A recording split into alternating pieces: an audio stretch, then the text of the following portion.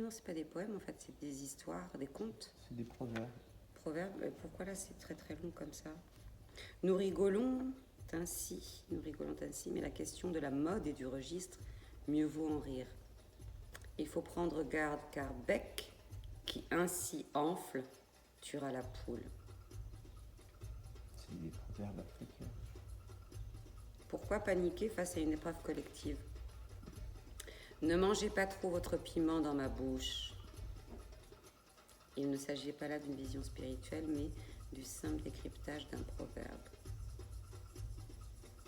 C'est une analyse.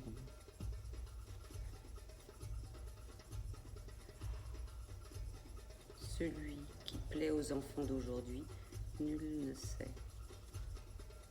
Et bien futé qui comprend le sens des modes de notre temps. Oui, ça je le connais. Ventre affamé n'a point d'oreille. Ça c'est très connu celui-là. Celui-là il est connu, il est universel. Avec, la plume d'oiseau s'envole, mais elle finit par terre.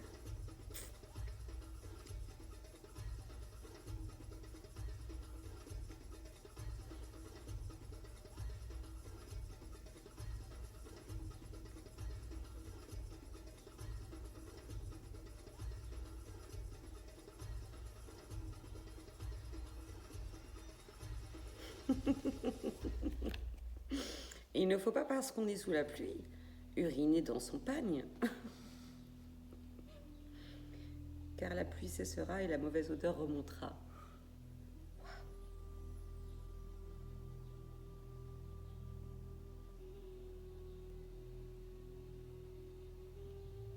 Un peu de tenue et de retenue. Il est pas mal, hein? Ah oui, c'est par thématique. On est sur l'urine, attitude.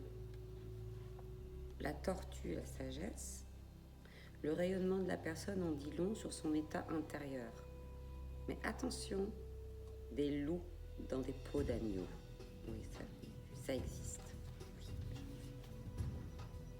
Comme des cabris qui se vêtissent de peau de panthère. Donc ça, c'est ceux qui se la racontent, alors que c'est des brels, quoi. Ouais. On ne devrait pas avoir peur, l'habit ne fait pas le moine, ouais. Mais il contribue au respect, donc il influence les autres, en donnant parfois une fausse image. Ça c'est pas mal, j'aime bien. Tu l'avais pas celui-là la dernière fois, si tu l'avais? Non. Je l'avais pas, hein? J'ai deux. Je suis mordu par un serpent mort. Le comble du malheur, ça se passera pas ainsi. Ça se passera pas ainsi, je laverai cet affront. Logique, je la briserai. Je ne vais pas adorer le cheval et l'anus du cheval. Ça c'est cru chez moi, ça veut dire nous sommes à une limite infranchissable.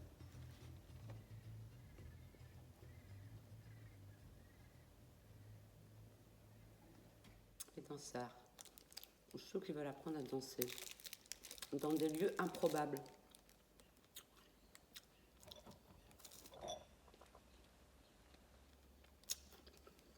Un système qui permette de déployer un sol pour convenir à toutes sortes de danses, léger,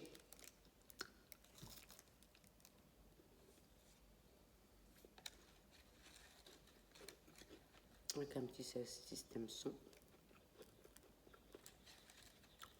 mais une expérience unique dans des lieux complètement ouverts. Ouvert, ça veut dire la rue?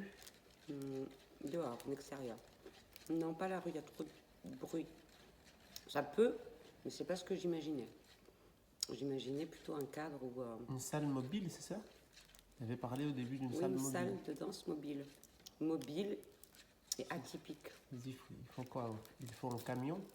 Non. Cette salle? Non. Peut-être pas un camion. Une salle de danse motorisée? Trop compliqué. Plus autre que ça. Il faut juste un système, un rectangle découpé en 4 parties qui viennent se... très souple, très léger, qui qui peut s'installer sur du sable, sur du gravillon, sur n'importe, avec une épaisseur. Et voilà. Oui. Je sais pas, ça m'est venu comme ça.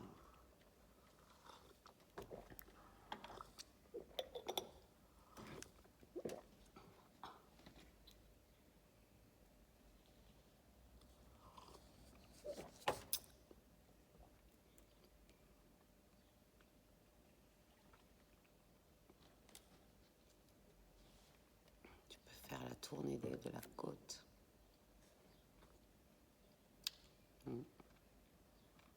T'as déjà bossé dans des campings?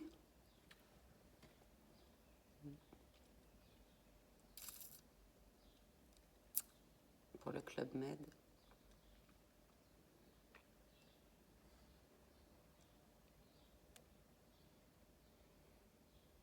C'est chiant les campings.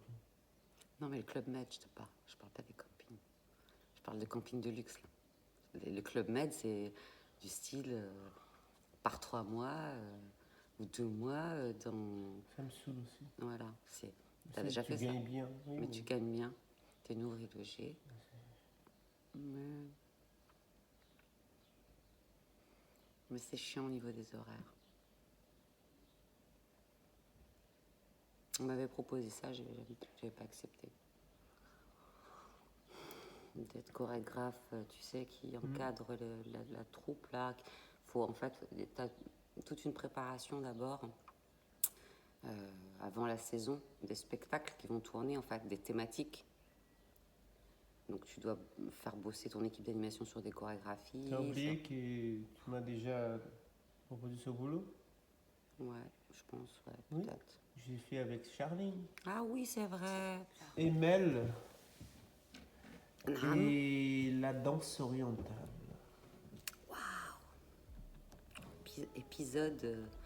Épisode arrivé à Nantes.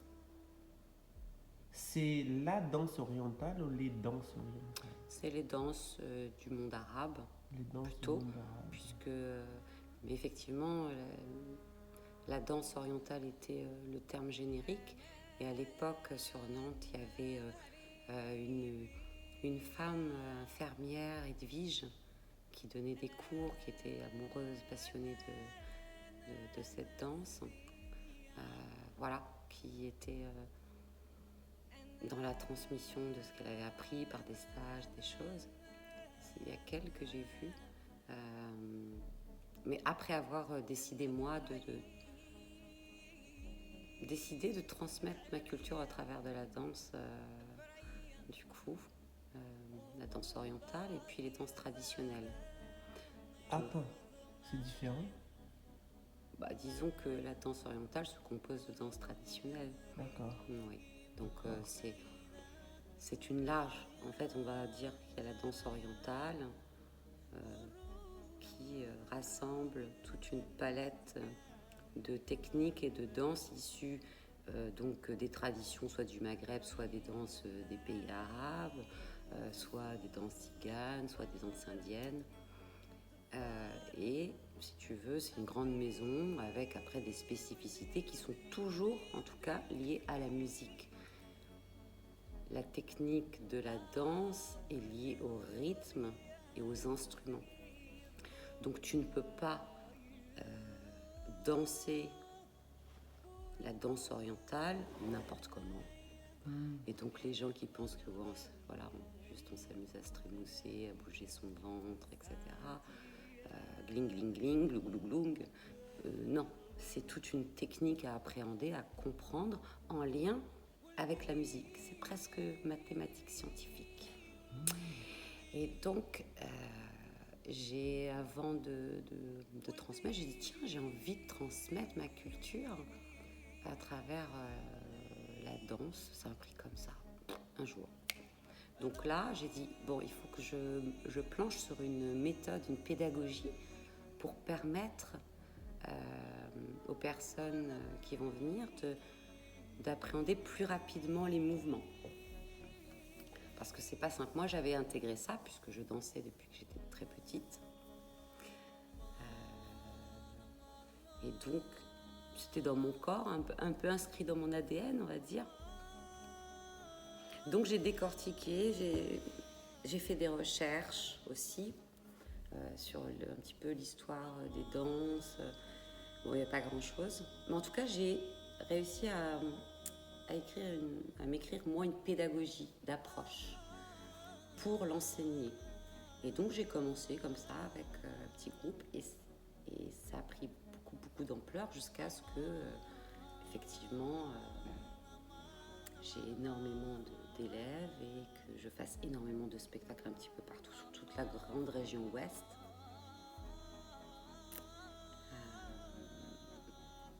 Et une fois que j'ai fait le tour de ça, je dis « Ah, bon allez, je reviens à ma petite passion là, le hip-hop. » Alors, il y a la culture hip-hop, le mouvement hip-hop, les danses urbaines, Oui. plus les danses orientales. Et après, j'ai aussi en même temps fait les danses du coup côté afro. Et en plus, tu peux parler un peu de ce côté afro? Ce côté afro, moi je suis africaine, hein. Je suis née sur le continent africain et je me sens africaine depuis toujours. Ouais, j'ai toujours aimé la musique, les traditions, la beauté de la gestuelle, du mouvement. Le côté aussi comédie, c'est-à-dire le mixte entre le théâtre dansé un peu, qu'on retrouve dans certains pays plus précisément, le côté acrobatique, il y a le côté aussi acrobatique, des troupes de danse africaine qui mêlaient théâtre, danse acrobatique et puis du coup des danses traditionnelles bien précises. Donc, mais moi j'avais envie de partager là aussi ma version ma version de plein de danses africaines en fait, plein de danses africaines. Et du coup j'ai développé ça aussi en même temps. Et puis après j'ai décidé aussi de lancer le dancehall. Donc ça c'est vu que j'étais en relation aussi beaucoup dans la musique avec tout ce qui était reggae, raga, les sound systems. Pour moi, c'était important de développer aussi cette manière dans le mouvement, d'aborder le mouvement qui était en même temps africaine, en même temps qui a voyagé et qui s'est assoupli, tu vois, avec le côté des îles. Mais tout ça pour moi c'est un cheminement tout à fait normal, puisqu'on est, si tu regardes bien toutes ces danses, tu vas retrouver dans toutes ces danses les mêmes bases. Tu retrouveras les mêmes bases dans les échauffements, tu retrouveras les mêmes bases dans le déploiement de tes bras, de ta tête, avec effectivement cette petite différence qui est liée à la musique. Est-ce que tu entres dans le sol ou est-ce que tu t'élèves vers le ciel? Est-ce que tu fais les deux? Mais en tout cas, la danse est bien l'expression de la vie. Et donc la vie, elle est dans tous ces continents-là, partout, même en Asie. En fait, si tu veux, pour moi, c'était logique dans mon cheminement, si on est reparti depuis l'histoire de la différence et de l'interconnaissance, j'avais envie de valoriser le plus possible toutes les danses du monde pour dire que toutes ces danses du monde ont nourri, et cette musique ont nourri du coup l'Occident et vont être une plus grande nourriture dans les années prochaines.